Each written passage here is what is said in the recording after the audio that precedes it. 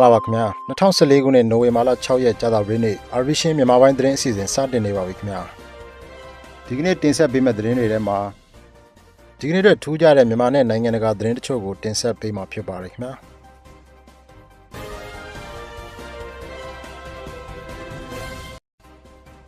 မြန်မာနိုင်ငံအတွင်းအပြောင်းအလဲတွေနဲ့ပတ်သက်လို့အမေရိကန်အစိုးရနဲ့တခြားအနောက်နိုင်ငံတွေကလိုရာထက်ပိုပြီးတော့အကောင်းမြင်လို့နေတယ်လို့မြင်တဲ့အကြောင်းဒေါအောင်ဆန်းစုကြည်ကဝေဖန်ပြောကြားလိုက်ပါတယ်။ပြီးခဲ့တဲ့နှစ်နှစ်အတွင်းမြန်မာနိုင်ငံအတွင်းပြည်ပပြောင်းလဲမှုတွေဟာတိတာတဲ့တိုးတက်မှုမရှိဘဲရပ်တန့်နေတယ်လို့လည်းဆိုပါတယ်။အော်တိုဝါလာ9ရက်နေ့က NLD ရုံးချုပ်မှာပြုလုပ်ခဲ့တဲ့သတင်းစာရှင်းလင်းပွဲမှာဒေါအောင်ဆန်းစုကြည်ကအဲဒီလိုပြောကြားခဲ့တာဖြစ်ပါတယ်။မြန်မာနိုင်ငံရဲ့ပြည်ပပြောင်းလဲရေးကိစ္စတွေတိတာမှုမရှိတဲ့ကိစ္စတွေကိုအမေရိကန်ပြည်ထောင်စုအနေနဲ့အလေးနဲ့ထည့်သွင်းစဉ်းစားဖို့ကိုလည်းဒေါအောင်ဆန်းစုကြည်ကသတင်းစာရှင်းလင်းပွဲမှာတိုက်တွန်းပြောဆိုသွားပါတယ်။စစ်အုပ်ချုပ်ရေးကနေအယက်သားအုပ်ချုပ်မှုဘက်ကိုကူးပြောင်းဖို့စ조사နေတဲ့ဆိုတော့မြန်မာနိုင်ငံရေးအသွင်ကူးပြောင်းမှုဖြစ်စဉ်ပေါ်သိပြီးတော့အကောင်းမြင်သဘောနဲ့ကြီးကြည့်မနေကြဖို့ကိုလည်းနိုင်ငံတကာကခေါင်းဆောင်တွေကိုဒေါအောင်ဆန်းစုကြည်ကသတိပေးခဲ့ပါတယ်။လာမယ့်သတင်းပတ်အတွင်းမြန်မာနိုင်ငံကိုလာရောက်ဖို့ရှိတဲ့အမေရိကန်သမ္မတဘရက်အိုဘားမားရဲ့ခရီးစဉ်မတိုင်မီမှာဒေါအောင်ဆန်းစုကြည်ကအခုလိုသတိပေးစကားထွက်ပေါ်လာခဲ့တာဖြစ်ပါတယ်။ဒီအချိန်မှာပဲအမေရိကန်ရဲ့လွှတ်တော်အမတ်20ကျော်ကစုပေါင်းပြီးတော့သမ္မတအိုဘားမားကိုစာရေးသားပေးပို့ခဲ့တာမှာဒေါအောင်ဆန်းစုကြည်ကိုသမ္မတအဖြစ်ဝင်ရောက်ရွေးချယ်ခံခွင့်ပေးဖို့မြန်မာအစိုးရပေါ်ဖိအားပေးမှုတွေပြုလုပ်ပေးပါဆိုပြီးတော့တောင်းဆိုထားပါတယ်။ဒေါအောင်ဆန်းစုကြည်ပါဝင်ခွင့်မရခဲ့ရင်လာမယ့်2015မြန်မာနိုင်ငံရွေးကောက်ပွဲဟာလွတ်လပ်ပြီးတော့တရားမျှတတယ်လို့ဆိုနိုင်မှာမဟုတ်ဘူးလို့လည်းအဲ့ဒီစာထဲမှာရေးသားထားပါတယ်။အဲ့ဒီစာကိုစုပေါင်းလက်မှတ်ထိုးထားကြသူတွေထဲမှာအမေရိကန်ရဲ့အဓိကပါတီကြီးနှစ်ခုဖြစ်တဲ့ Democrat နဲ့ Republican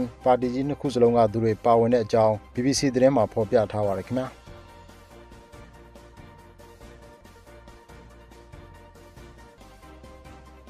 နိုဝင်ဘာလ9ရက်မနေ့မနက်ပိုင်းကနိုင်ငံတော်သမ္မတဦးသိန်းစိန်ပြောကြားခဲ့တဲ့လစဉ်မိန့်ခွန်းထဲမှာရခိုင်ပြည်နယ်အရေးနဲ့ပတ်သက်ပြီးတော့လူ့အခွင့်အ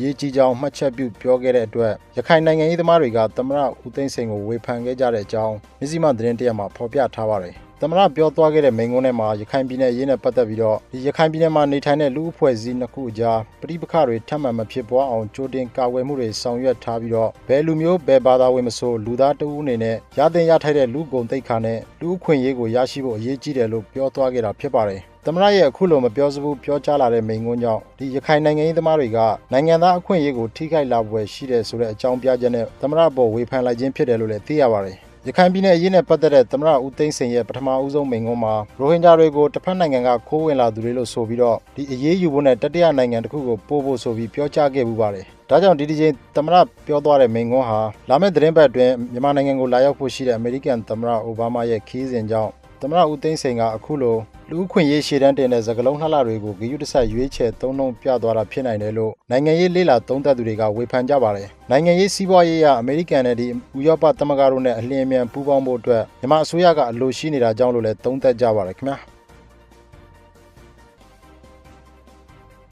ဆွစ်ဇာလန်နိုင်ငံဂျီနီဗာမြို့မှာရှိတဲ့ကုလသမဂ္ဂရုံးကြီးမှာနိုဝင်ဘာလ4ရက်နေ့ကကျင်းပပြုလုပ်ခဲ့တဲ့အခမ်းအနားတစ်ရပ်မှာ UNHCR ကုလသမဂ္ဂဒုက္ခသည်များဆိုင်ရာမဟာမင်းကြီးရုံးကအထူးကိုယ်စားလှယ်မစ္စတာအန်တိုနီယိုဂူတာရက်စ်ကနိုင်ငံမဲ့လူသားတွေဒီကနေ့ကမ္ဘာပေါ်မှာမရှိသင့်ကြတော့ဘူးလို့အကြံတဝင့်ပြောကြားခဲ့ပါတယ်။ဒီလိုနိုင်ငံမဲ့လူတွေဟာတနေရာနဲ့တနေရာအခြေအနေချင်းမတူညီကြပေမဲ့သူတို့တွေမှာစားရေးတောက်ရေးနေရေးထိုင်ရေးအတွက်တခြားပြည်သူတွေလိုအခွင့်အရေးဘာမှမရှိကြတဲ့အကြောင်းနိုင်ငံမဲ့ဖြစ်ရတဲ့အတွက်ကြောင့်အလောက်ကိုင်လဲလောက်ကိုင်ဝင်မရှိဘယ်ကောမှလည်းရွှေ့ပြောင်းလို့မရပဲလူဖြစ်ရှုံးနေကြရတဲ့အကြောင်းသူတို့တွေမှာဒီလူလောကတွေကိုရောက်လာတာကပဲရာဇဝတ်ပြစ်မှုကြီးတစ်ခုလိုဖြစ်နေတဲ့အကြောင်းမစ္စတာဂူတာရက်စ်ကပြောကြားသွားပါတယ်အခုဆိုရင်အချိန်10မိနစ်ကြာတိုင်းမှာဒုက္ခသည်စခန်းတစ်ခုခုမှာကလေးတစ်ယောက်မွေးဖွားလာပြီးတော့နိုင်ငံမဲ့လူတစ်ယောက်တိုးလာတယ်လို့လည်းပြောပါတယ်ဒီလူတွေဒီယောက်ျားမိန်းမကလေးတွေဟာကျန်းမာရေးအတွက်ဆေးဝါးကုသမှုလည်းမခံယူနိုင်မရရှိနိုင်ကြတဲ့အကြောင်းပညာရေးအတွက်လည်းပဲကျောင်းနေခွင့်မရရှိကြဘူးတရားဥပဒေကြောင်းအရဘာအခွင့်အရေးမှလည်းမရရှိကြပဲတချို့ဆိုရင်သေရင်တော့မှ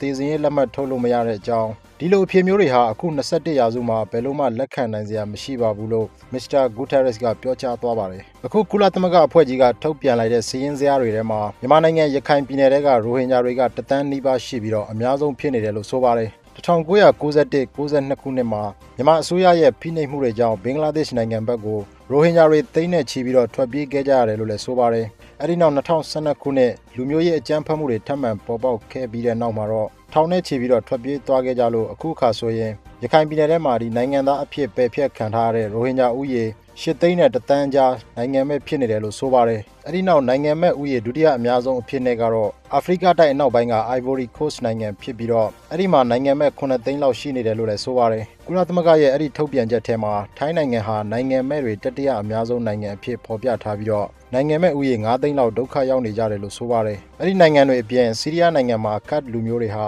အခုဆိုရင်1,600,000 လောက်နိုင်ငံမဲ့ဥယျာဉ်ရှိနေတယ်လို့ကုလသမဂ္ဂကခန့်မှန်းထားပါတယ်။အာရှနိုင်ငံတွေကမလေးရှားနိုင်ငံအရှေ့ပိုင်းကဆာဘားပြည်နယ်မှာလည်းနိုင်ငံမဲ့ကလေးငယ်တွေတောင်းနဲ့ချီပြီးတော့ရှိကြတယ်လို့ဆိုပါတယ်။ဒါတွေအပြင်ယူဂိုစလာဗီးယားနဲ့ချက်ကိုစလိုဗာကီးယားနိုင်ငံတွေကနိုင်ငံပြိုကွဲသွားခဲ့ပြီးတဲ့နောက်ဟိုဘက်ဒီဘက်အစိုးရတွေကနိုင်ငံသားမပေးတဲ့လူတွေလည်းတောင်းနဲ့ချီရှိတယ်လို့ဆိုပါတယ်။ကုလသမဂ္ဂရဲ့စာရင်းထဲမှာပါရှိတဲ့တခြားနိုင်ငံတွေကတော့နီပေါ၊ရုရှား၊လက်ဗီးယား၊လီသူယေးနီးယားနဲ့ဒိုမီနီကန်သမ္မတနိုင်ငံတို့ဖြစ်ကြပါတယ်။အဲ့ဒီနိုင်ငံအသီးသီးမှာရှိနေကြတဲ့နိုင်ငံမဲ့တွေနဲ့သူတို့ကနေတဆင့်ပေါက်ဖွာလာတဲ့နိုင်ငံမဲ့ကလေးငယ်တွေကိုဆင်းရဲဒုက္ခတွင်းကနေကယ်တင်နိုင်ဖို့အတွက်အခုချမှတ်လိုက်တဲ့စီမံကိန်းကို10 နှစ်အချိန်ယူလှုပ်ဆောင်သွားမယ်လို့လည်းကုလသမဂ္ဂကိုယ်စားလှယ်မစ္စတာဂူးတဲရက်စ်ကပြောကြားသွားပါတယ်။ဒီစီမံကိန်းကိုဘယ်ပုံဘယ်နည်းနဲ့ဆောင်ရွက်သွားကြမယ်ဆိုတာကိုတော့အသေးစိတ်ထုတ်ဖော်ပြောကြားသွားတာမရှိတဲ့အကြောင်း RFA သတင်းဌာနကတင်ပြထားပါတယ်ခင်ဗျာ။